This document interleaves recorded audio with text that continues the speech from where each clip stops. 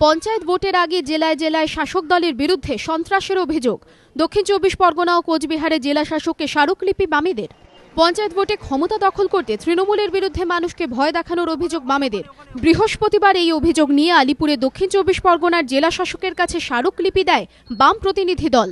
প্রতিনিধি দলে ছিলেন জেলা সিপিএম এর সম্পাদক সুজন চক্রবর্তী, সিপিএম বিধায়ক রেজ্জাক মোল্লা সহ অন্যান্য নেতারা। রেজ্জাক মোল্লার অভিযোগ, ক্রমেই আইন শৃঙ্খলা পরিস্থিতির অবনতি হচ্ছে জেলায়। শাসক দলের নেতাদের প্ররোচনায় সন্ত্রাসের পরিবেশ তৈরি করা চক্রান্ত চলছে।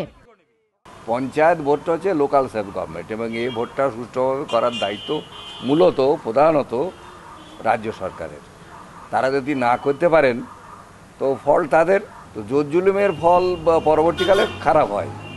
2013-তে জোর জুলুম করলে 2016-তে তাকে পে করতে হবে, সেমভাবেই পে করতে হবে এবং সেটা যদি ওরা ভালো মনে করেন করবেন, আর যদি মনে করেন না সেটা ঠিক না, ফেয়ার অ্যান্ড ফ্রি হোক, তাতে যে হেরে যায় যাক, কোনো অসুবিধা নেই। কিন্তু যদি মনে করেন 2013 জোর করে নেবো, তাহলে 2016-তে ওনাদের পস্তাতে হয়। অন্যদিকে জেলা প্রশাসনের বিরুদ্ধে পক্ষপাতিত্বের অভিযোগ তুলে বৃহস্পতিবার কোচবিহারের জেলা শাসকের দপ্তর ঘেরাও করে বাম দলগুলি। তাদের অভিযোগ, শাসক দলের অঙ্গুলি হেলনে চলছে জেলা প্রশাসন। বেছে বেছে বাম নেতা কর্মীদের আটক করা হচ্ছে বলে তাদের অভিযোগ। এই পরিস্থিতি চলতে থাকলে নিরপেক্ষ পঞ্চায়েত ভোট হওয়া কঠিন বলেও তাদের দাবি।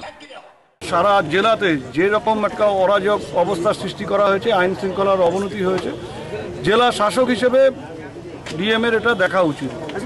কিন্তু কতটা কি করবেন এ ব্যাপারে আমাদের সন্দেহ আছে এবং যত পঞ্চায়েত নির্বাচন এগিয়ে আসবে এই ধরনের অরাজক অবস্থা আরও বাড়তে থাকবে। এই নিয়ে জেলা শাসককে একটি স্মারকলিপিও জমা দেন তারা।